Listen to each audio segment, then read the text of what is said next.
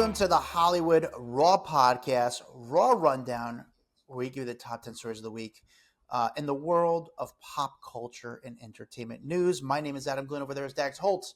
We took a big, deep dive. Well, Dax did. I hear about it. Into the top 10 stories of the week. How do we pick the top 10 stories of the week? It goes by Google search. It goes by data. And lastly, it goes by our personal opinion, but ultimately comes down to the data. What people are clicking on. Two things. Actually, we'll get into the top story of the week, which I don't. Did you put in our private Facebook group about how whatever? Yeah, I put it. Yeah, I had put in our wait. No, actually, Facebook don't talk group. about it yet. So let's wait till it's there. Okay. We'll wait a little bit. Speaking of which, Dax, we're gonna get into that. Did you listen to the new Justin Bieber album? No, I heard one song because there was one song that my car it has like Tesla radio or whatever, and so random songs that I didn't put in will come up. So that's the reason I heard the one song. And did you like it? Yeah, it wasn't bad. It wasn't like one of his bangers like in the past, but it wasn't bad. I think it's unbelievable. I think it's a great album. I think it's one of those albums where it's very weird. I shouldn't say real music fans. That's a bad thing to say. I think it's a really unique sound. I think it's a very mature sound.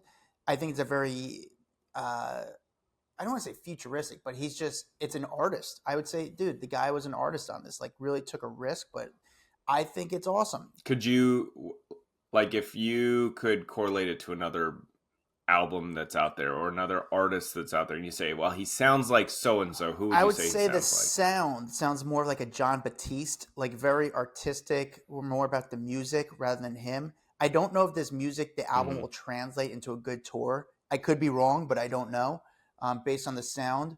But it's like when you listen to a Justin Timberlake album, usually like 2 songs and the rest of the album sounds the same. This is just like very chill, but very cool. The only thing I dislike is like he does these sketches on there or whatever he puts on the comedian Drewski on the album, and like they do remember like you listen to an album back in the day, maybe rap, or I think it was mostly in rap. They would have like sketches in the middle. He does this like kind of or just like little talking points or whatever. Yeah, these little sketches in the middle that just don't need to be there. It's unnecessary. I don't know why, but maybe it helps promote the album. It's just kind of weak. Besides that, I think the song Daisies is maybe one of the best songs of the year. That's the one I heard. Great song. That's the one I heard. I didn't know if that's a radio-friendly song. I think that song is a great song. I would say arguably one of the best songs of the year so far. Yeah, I heard that. That was literally the only one I've heard. Good. Well, I'm glad. And it was not bad. All right, good. Well, I'm glad we're on the same page here. All right, before we get to the top 10 stories of the week, we read reviews. Dax, do you have a review ready for us? I do, and this is a second-time reviewer. So this one's from Alicia in Omaha. She gave us a second 5-star review. However, she just has to add it on. So it only counts as one, but she's doubling up, which I like. She's coming back. She knows we'll read them. So she said her second review is actually a question. And she said, props to Adam on his bicycling endurance. But if you do not have a hotspot on your phone to connect to your computer and your internet to upload your photo. Oh, she says, but do you have a hotspot on your phone so that you can upload your photos to the internet right away? If not, I can't read today. If not, recommend looking into Hot Takes. I don't know what that is.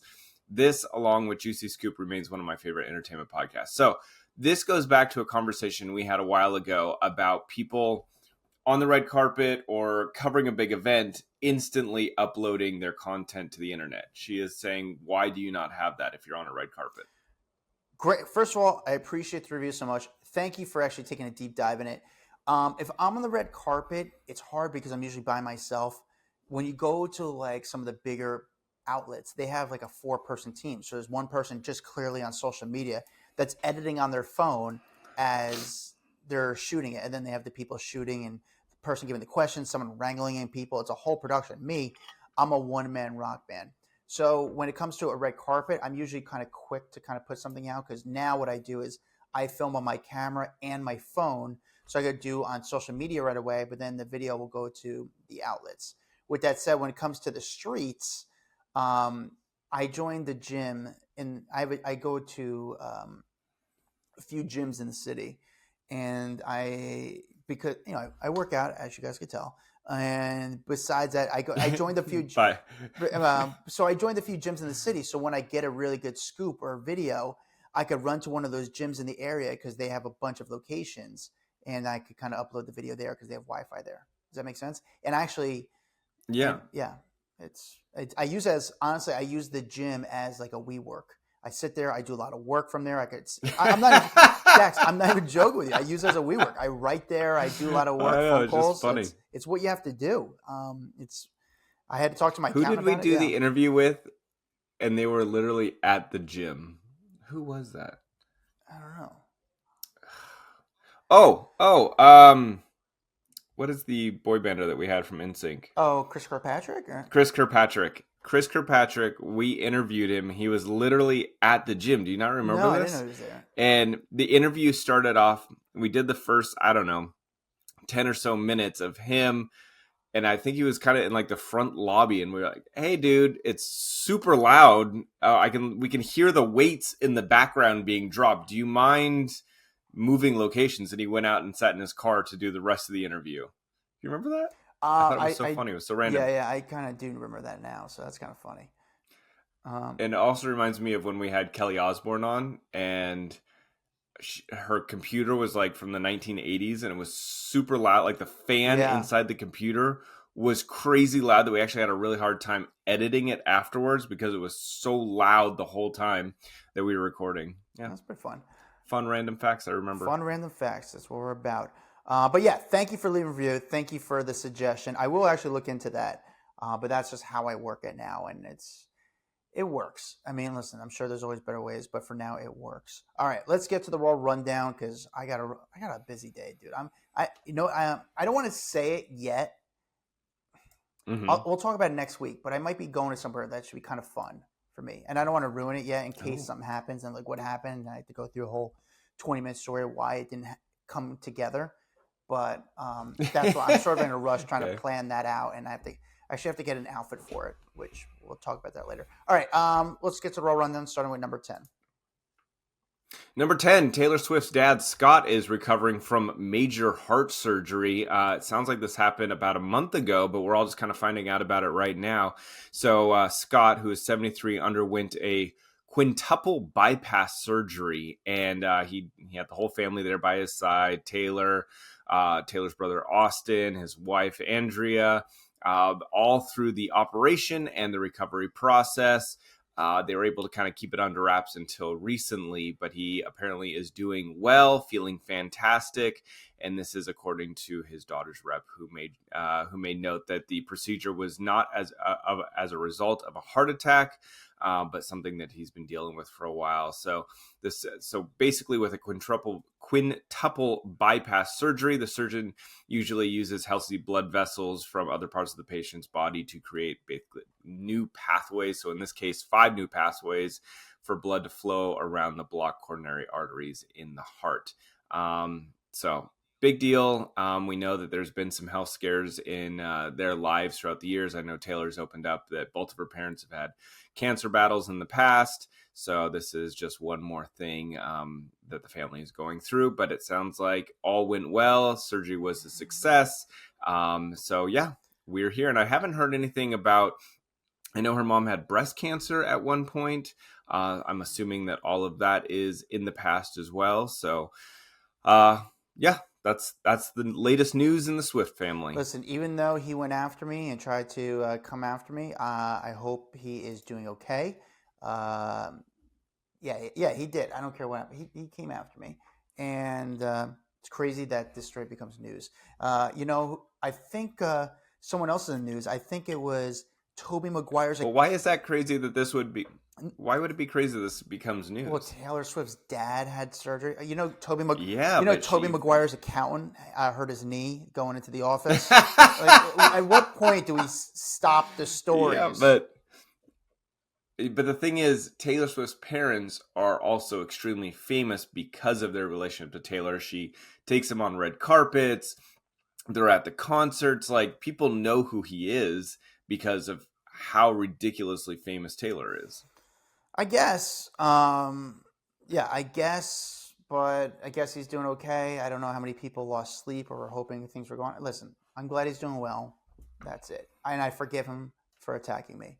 And how do I forget? And we're cool if he gives me 2 tickets to the next Taylor Swift tour, which he probably will not. Yeah. So, but maybe we're still beefing. I don't know, but it's all love on my end. Dax, the number 9 story. All right, so it seems like there was some major beef going on between Sarah Michelle Gellar and Jennifer Love Hewitt. At least that is what the internet was alleging. So they had the big old I Know What You Did Last Summer premiere this week. This is a continuation of the other movies, and the 2 massive stars walked the red carpet. However, after the premiere, Sarah Michelle Gellar did like a big old photo dump and did not include Jennifer Love Hewitt in any of the photos. And so you start reading through the comments and people are like, dude, we had heard there was a beef between these 2, and now she didn't add her in any photos. It seems like that is in fact true. Well, Sarah got on Instagram. She goes, no, there was no beef.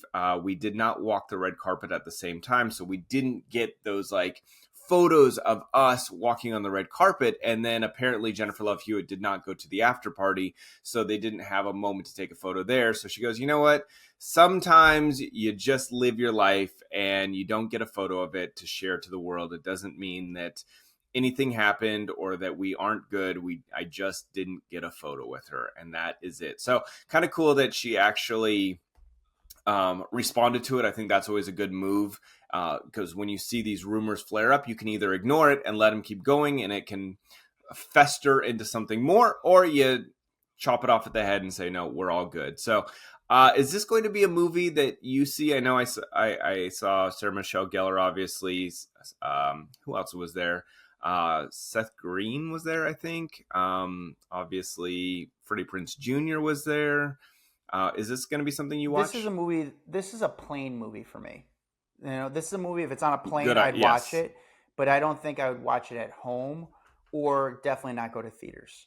I know they do have a big fan base for this, but I don't think it's worth the money for me or the time. It's funny because I feel like this is one of those movies that I kind of want to go back and remember where the hell it left off, because it's been 25, 30 years since the last one. It's been a long time. So I don't even remember how the story ends. I was reading because I thought, oh, Sarah Michelle Gellar's in it, but she was not in it. She got killed off in one of the previous movies.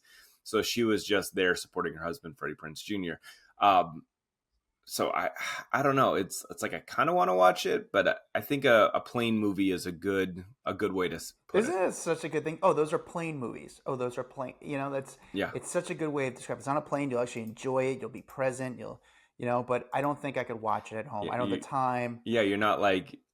Yeah, you're just, oh, this is time filler versus I'm going out of my way to go watch it. It's so funny. Every time I'm on a plane, I'm like, oh man, I look forward to like watching a movie I haven't seen, and then somehow I'm just like, I know I'm gonna get tired. I know I'm gonna get bored, so I just watch Moneyball for the 200th time, and it's like something like that's just what I do. That's just how I work. I was just on a plane this weekend. That's how I'm with the Marvel movies. Yeah, I'm like, oh, Infinity War. I'm bored. I'm gonna watch Infinity War because I don't really have to watch it. I know the whole thing, but every time I look over, it's just action packed and exciting. I would say mine is probably Good Will Hunting. Good Will Hunting is just always there. It's like the music, the movie kind of goes hand in hand. Music is so important. And Titanic. That's what Titanic for me also. Anytime it's on, I'm like, I gotta put it on. I can't pass it, but I don't have to watch the whole thing. I know it all. Can I tell you something? Don't tell me you've never seen Titanic. Never watched. I've seen 20 minutes, never seen the whole movie. I just got bored by it. It doesn't interest me. I mean, at least you've seen 20 minutes here and there. Yeah, I just like with The Matrix. I don't understand that. You're just weird. But Titanic just to me is. At least you've seen some of it. The movie seems too feminine for me.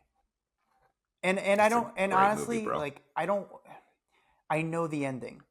So it's like, but do you? You've never actually seen the ending. Do you know how it ends? I somewhat know the ending. So I actually, the 20 minutes I saw, Dax, is like the ending.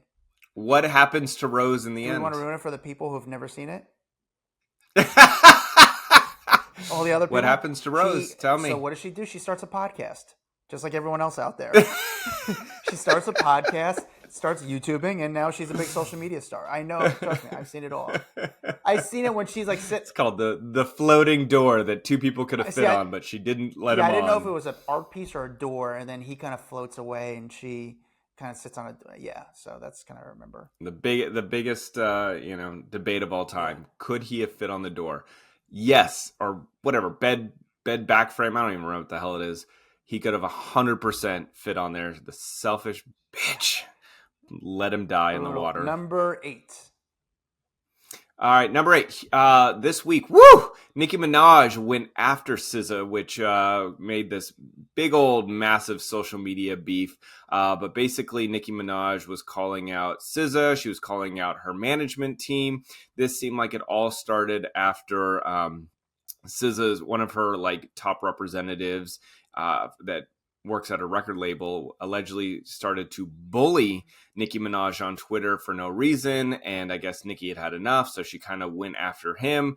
But then SZA responded and basically said, look, I see there's all this crazy stuff going on online. I am not going to get sucked into it. And that's when Nicki pulled off the gloves and started not only going after her music, SZA's music, but SZA's looks, and started saying that she was drawing on her freckles, saying that she sounds like a dying dog or something like that. She said that she looks like she got stung by a fucking bee. She just went off on her. Here's the thing about Nicki Minaj. Feuds do really well for her.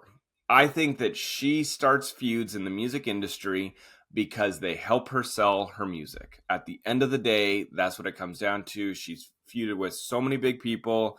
I think her and her Cardi B feud was probably one of the biggest things in entertainment. And what else is Nicki doing right now? She doesn't get a lot of attention unless she starts some kind of feud with someone, right? Like it works. It is a good business move for Nicki Minaj to have feuds, is how I look at it. It could be true, but the thing is, Nicki hasn't really done much lately. And I feel like that's what I'm saying, because she wasn't feuding with anyone. So you haven't been hearing about her. True. But she has to like keep putting stuff out there. I feel like she's taking too much of a break. And I feel like her audience is going to just go on to the next artist. And then they're going to like, hey, you got to keep coming. You got to keep working. But you're right. I agree with that. I think her starting a beef is what gets people talking about her. She might have something new coming out. This what kind of gets the ball rolling and gets people talking about, that whatever. It's good. It's kind of her MO, and I get it because if you look back at Eminem, he was always feuding with someone, and it works well in this industry. Even Taylor Swift. Numerous things about her feuding with other artists, and suddenly everyone's talking. I wouldn't be surprised if there's some music following this. Like it's just a good career move to talk shit because people get sucked into it every time. Stuff. Number 7. So Brooke Schneider, you remember how we talked about her having that big old period disaster at Wimbledon where she was wearing a white dress. She stood up. She had a blood stain on the back of her dress, but she did not hide away from it. She actually leaned into it, posted on social media. A lot of people praised her for just being open and honest and just feeling very real. Well, she is now making some dough off of that whole thing. She signed a deal with Kotex. You by Kotex, which is a tampon brand, and she's putting up videos over the weekend about how this brand is now helping her feel secure and that she won't have any major wardrobe malfunctions thanks to these new tampons. So smart move on her part, not only talking about it, getting people to like her because she was being open and honest, but now she's actually making money off of a very could be awkward and embarrassing situation. She knew what she was doing, Dax. I told you from the beginning when the story came out, like this was all kind of premeditated. She might have equity in the company and she's promoting it. She knows what she's doing. Wait, you think this started before? I do. You think this was planned out? 1,000%. Oh, I don't think so. I should say No I know, way. but based on the stuff she's done, I think this was all pre-planned. Oh, I don't think so. I don't think it was pre-planned. I think that she turned an embarrassing moment into a win for her, because I can easily see Kotex seeing this and being like, reach out to her right now, throw a bunch of money at her. This is the perfect thing. It's going to get tons of coverage. Like, I think this is seizing a beautiful moment. She's a professional. She knows what she's doing. She works. She works very, very hard. So I think this deal was already in the works. How do we get the word out? Let's do something regarding the period. I mean, even last night, Dex, you go to Craig's now in LA, there is a back entrance you can go and not be seen. Last night was the ESPYs, Yeah. a lot of paparazzi around. There's a lot of people in LA. What does she do last night? She goes to Craig's, walks in the front door. I mean, here's a person. Yeah, but that's why you go to Craig's. Why else would you go to Craig's? Like, if you listen, the food's probably good. It's not that good if you don't want to be seen. So that is the reason you go there. You go to get your photo taken. You go to be seen in public. So that part I don't diss her, because that's what everyone else does too. Yeah, I don't know. I think this was all planned in advance. This is part of the marketing of this brand. I'm that she might have some stake in. I'm giving her her flowers on this one. I think that she did a smart business move after an embarrassing moment. And again, I'm not anti, like, that's fine, but I just think she knows what she's doing. She knows what she's doing. And I think she's got a good team around. And Dex, remember, she has a new show coming out right now on Hulu. So they're like, her and her sisters are trying to be on that Kardashian sort of template. So yeah, I think she knows what she's doing. Bottom line for me. Okay. Number 6. All right, so there was a robbery out in Atlanta, and apparently someone walked away with a bunch of stolen goods, including set lists, unreleased music of Beyoncé's. This all happened after a choreographer and a dancer got their Jeep broken into, and the person walked off with their bags, but inside their bags was a hard drive, and in that hard drive, or the flash drive, contained unreleased music, future concert set lists, and a bunch more. So this all went down earlier this week on Tuesday. The dancer and the choreographer apparently reported that the break-in had happened. They could actually, when they called 911, they said, listen, please, we need your help. We work for a very important person, and we have a lot of important information on the flash drive that just got stolen. We can actually track our whereabouts of I think it was the AirPods, and we can see them moving. Please help us, because we want to make sure that we intercept this car before it gets anywhere. So they, once the cops got to the location, they then said, okay, listen, that this is for Beyonce. She's got her concert here right now. Please help us. I do not believe that they have actually located the missing flash drive at this moment. But they have got an open investigation. They are looking hard to find this. Beyonce had, I think, 1 or 2 more concert stops in Atlanta before moving to the Vegas location for the next concert. So, but they were tracking it all, and this could be a big deal. Can you imagine you just stole someone's bag, but you didn't realize what you actually have in there? No, I can't imagine stealing someone's bag. That's a big deal. First off, you're like, can you imagine stealing someone's bag? You don't have it? No, I watch these videos online where like they plant bait bags and they film the person filming it, and then when they open it, like paint or poop flies in their face. It's actually one of my favorite videos on social media. But that is a pretty. I've seen a couple where like a glitter bomb blows up in their face. Yeah, I gotta imagine that the way you hear music and stuff like that, it's going to be different. There's got to be some sort of passcode through a computer that you can only hear it on your computer. I don't know. It's going to change the way music is kind of. That's what I think. Like Beyonce, especially, I'm surprised. Too smart. I'm surprised even it came. If this is all true, I'm surprised it even came down to this. Like, I don't think she's giving out CDs anymore. Well, I was going to say, I think that it's going to be behind, even if it's on a flash drive, I'm sure, like, you can get PDFs that are, password protected and all that kind of stuff. So I'm sure that it's all encrypted in there. But it still makes for a good viral story at the end of the day. She probably even knows, no chance this person's going to get my music. This is good for business having this out there. It gets people excited and interested. Oh, there's new music coming. It's unreleased. Like, there's an excitement around That is it that true. it might come out, even though there's no chance that it That will. is true. Beyonce's unreleased music, which gets the beehive talking. Oh my gosh, there's unreleased music. What kind of sound is it? Is it back to her country? Is it back to, like, I mean, I understand how that could be pretty interesting. Number 6. Yep. Jeff Bezos is now backing Sydney Sweeney's new project, which is all about lingerie, which, duh, so smart. I mean, I think Sydney Sweeney has become a massive star, and she's obviously become a massive star not only because of acting, but let's be honest, her body as well. And she shows off her body a lot. She's always in bathing suits and very revealing outfits in a lot of her shows. And so she said, let me dive into the lingerie business. And I think that this actually could do very well for her.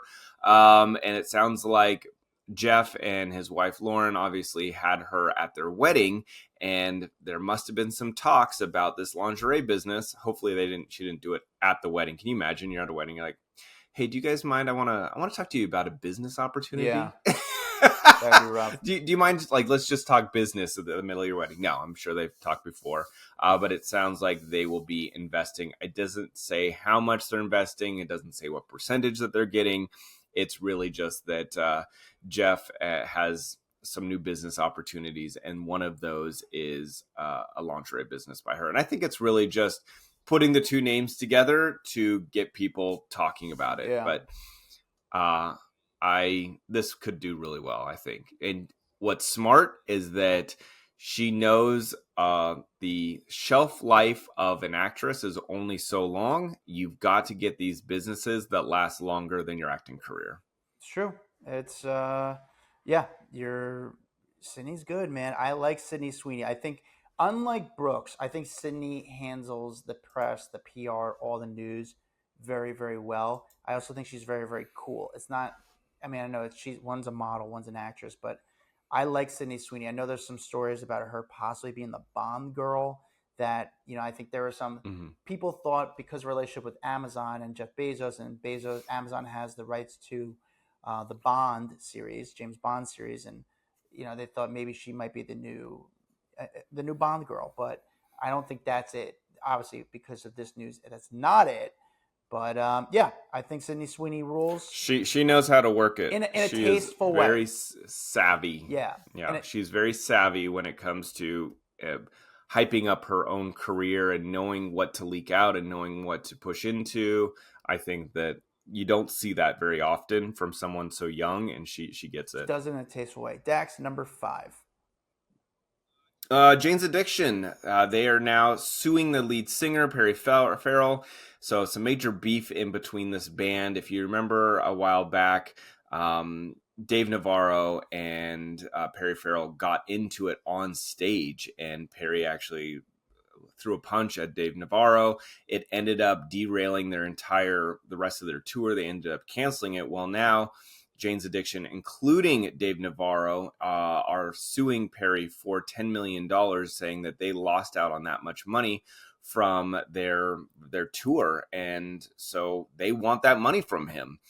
And Farrell is kind of responding and saying, look, there was already going to be a lawsuit towards them. And so they were just smart and they ended up filing it first so that they can control the narrative. But he is not happy with them. So I don't think that you're going to see any more Jane's Addiction concerts anytime soon. It sounds like the band members all are hating Perry Farrell, but you kind of need the lead singer to keep this band going. So I don't see this resulting in a positive note anytime soon. Because I love Jane's Addiction. If you see the video was tough to watch because I think if you've seen the video, Dave Navarro kind of swings at Perry Farrell. Perry Farrell swings at Dave Navarro. Dave Navarro. The video was like, even Dave was sort of shocked, like, whoa, are you really doing this right now? And it was a very, very tough thing to say. But again, this is not the first time there's been beefs within bands. I mean, you got to look at Journey, even the keyboardist and Neil Schon, they hate each other, but they need to make money. And these guys continue to perform and tour together, even though. I mean, you could go through Aerosmith, Rolling Stones, like they've all had big beefs. What was it, Oasis? I mean, obviously Oasis is on tour now, but Oasis for years wouldn't go on tour. These guys publicly insulted each other. They hated each other. And they're brothers. Yeah, they're brothers and they hate each other. Yeah, they're brother. Axl Rose and Slash. I mean, I think what it is though, it's you are spending so much time with these people, right? Like you are stuck on tour buses, in hotels, at concert venues. You are with them all the time, and if you start to be in a beef, you can't escape them, and that's why they get exacerbated really quickly. Guns N' Roses was probably one of the biggest bands for me growing up. And then when Axl and Slash just didn't like each other, I mean, Axl called Slash a cancer. Slash said Axl has no soul. But obviously, for the last 10 years, almost 10 years now, these guys have been kind of working together and touring. I'm curious about the relationship now. Like, do they guys talk? Do they hang? Like, what's the vibe like between them? I think Axl Rose is one of those rock stars that we don't know enough about, like what he's like. You know, he doesn't do interviews really. So, yeah. You know, Metallica and Dave Mustaine. I think they get older and they go, why are we fighting? Like, we could make a lot more money if we just get along and enjoy life than us fighting and losing out on millions of dollars because we're too prideful. Yeah. Number 5, are we on? No, we're on 3. No. Yeah. Really? What was 5? Yeah. 5 was Sydney Sweeney. Okay. 4 was Jane's Addiction. Wow, 3? We're on to 3. Jeez, God, we're flying through it. Number 3. So last week we talked about Denise Richards and her husband going through a divorce. This weekend it has heated up. It is now much different. She has now filed a restraining order against her estranged husband, saying that he threatened to kill her, and then obviously released a bunch of photos along with the court documents showing her with a giant black eye. So this will be a temporary domestic violence restraining order, and saying that he had accused him of physical and verbal abuse. And then, yeah, you got to see these photos. If you go up on TMZ, you can see the photos of her with just a giant black eye, and saying that this happened during their relationship, and says that this was not a one-time event, that throughout her relationship, she says Aaron would frequently violently choke, and this is allegedly, frequently violently choke me, violently squeeze my head with both hands, squeeze my arms, violently slap my face and head, aggressively slam my head into the bathroom towel rack, and more. And then along with the bruised eye photo, she posted some photos. Well, she didn't post. She submitted these photos of her on a red carpet with him, and there's a bruise on her arm that she said she forgot to cover with makeup that time. And so she said, this is not an isolated incident, and that I need to be protected and throughout this divorce. So, and then she also claims that at one time, Aaron grabbed me by the back of my head and my hair and slammed me into the ground and screamed, "You are not canceling my fight. I'm going with you. I do not trust you." So she just was given all kinds of examples of why this restraining order was important for her and to protect her. This got dirty, just gnarly real fast. It was like last week we were talking about how he wants money because he doesn't make enough. She makes $250,000 a month between OnlyFans and TV appearances. And we listed out all the different things that they spend their money on. And it was just like extravagant $15,000 a month on food and clothing and all kinds of stuff. And wow, it got real dark quickly. Yeah, it did. The black eye that's a real black eye. So how she got that, according to her, which, I mean, if he did what she is alleging, is that how you say alleging?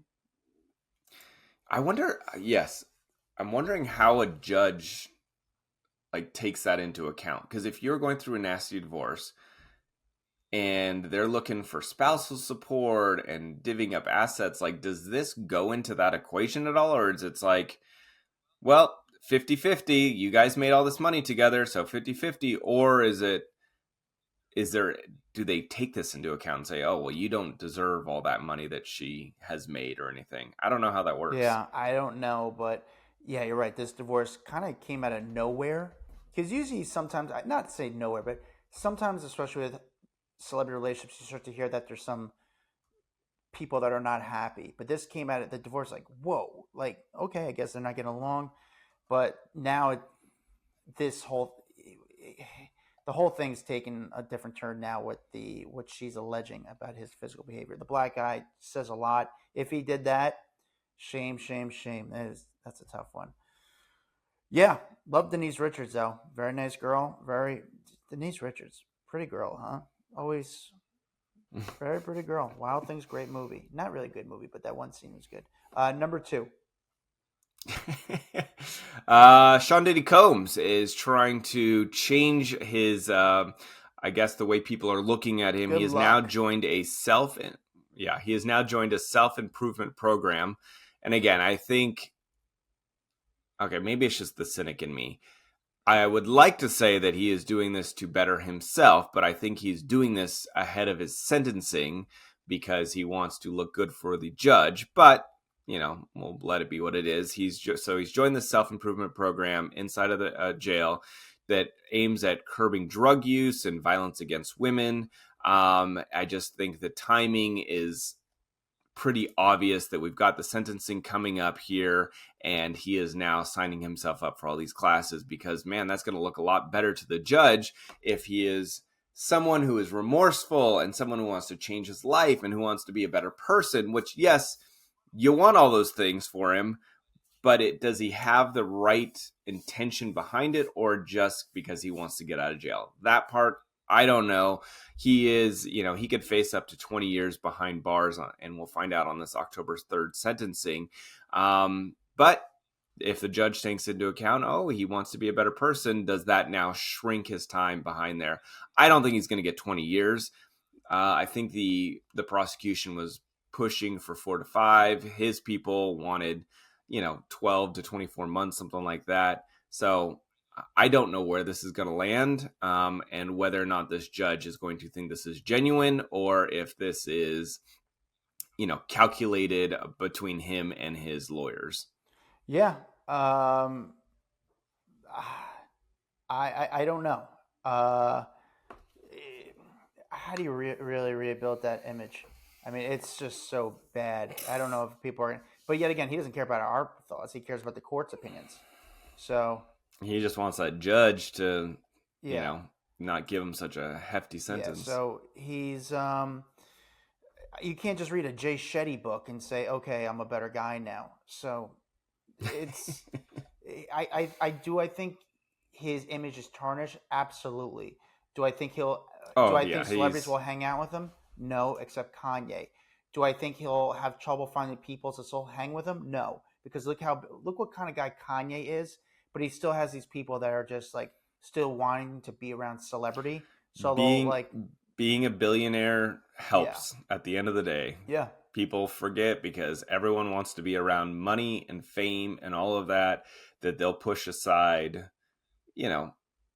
their disagreements or what people think about him just because they're like, I don't care what he's done. I want to be around a billionaire. He'll never be able to go on he'll never be able to go on Fallon again because no other TV show or broadcast channel will want to be associated with a guy like that. So, yeah, I think this is really just to kind of win over the court and the judge. And I think it does actually help a little bit, according to a judge. I think the judge does need to see things like this. So, yeah, it works. Dax, the number 1 story of the week. Can't believe I'm saying this, but Pete Davidson is going to be a dad. We have been covering the many, many years of him dating some very high profile people, from Kim Kardashian to lesser known models to everyone in between. And he is apparently now shacked up with his girlfriend, Elsie Hewitt. They have been living together for the last couple months and apparently also banging in the meantime because now she is knocked up and he is about to be a father. We did talk about this in our private Facebook group called Off the Record. If you're not a member, come join us. You can go to HollywoodRaw.com. There's a link there. But we broke this, what was it, like a couple months back that he was going to be a dad, but kind of we couldn't really say it a little sly. We couldn't actually. Say Dax, so let's be real. You broke the story about this a few months ago, and then you broke the story, even made it confirmed it yesterday before it came out yesterday. So, if you follow our private Facebook group Off the Record, you would kind of know that we couldn't really say it, but it was our blind item. But and the reason why we didn't really say it is because it's like hard to say, I guess it's hard to say a woman's pregnant. Well, it's also pregnancy. pregnancy. Yeah, it's pregnancy. You don't want to just say they are before they're ready to announce. It's a sensitive subject. That, and you never know. At the end of the day, things could go backwards real fast, so you don't want to put too much out there. But this might be what he needs, settle down a little bit. I know that he has struggled a lot through his life with depression and drugs and substance abuse and all this. And like this, I think fatherhood changes people. I think being a parent can change you. Your focus goes to your child rather than you. And we might see a whole nother side of Pete Davidson over the next few years. I don't think we've already really seen. We don't really need to see a side of Pete. Like he doesn't put himself out there. He's, from what we understand, he's mature. He does his thing. Like there's not really. It might. I don't say maturity. It just helps keeps him aligned a little bit. It keeps him kind of moving forward and gives him some sort of purpose. Because then he's not just doing things for himself. He's doing something for a baby. So I think he's pretty mature. I mean, he's not on social media. He kind of just works, keeps to his own bubble. But yeah, I mean, again, we broke the story. We'll allow the other stories to break it. But, we broke the story months ago. And we reaffirmed it yesterday before it was actually announced to the public. I don't know which outlet was it, The Sun or TMZ or Page Six. TMZ broke it, and then it was just but everywhere. But if you follow a private Facebook group, Off the Record, we broke it. That's why you should join that group. Thank you guys for watching on YouTube. Make sure you guys like and subscribe. Follow me at Adam Glyn. Follow Dax Holt at Dax Holt. See you guys next week. Bye-bye. Bye. Guys, hope you liked that video. We got a lot more where that came from. Hit that bell, like, subscribe, share with a friend. The best thing you do to support us is really doing that. And we really need the money because we need hair gel.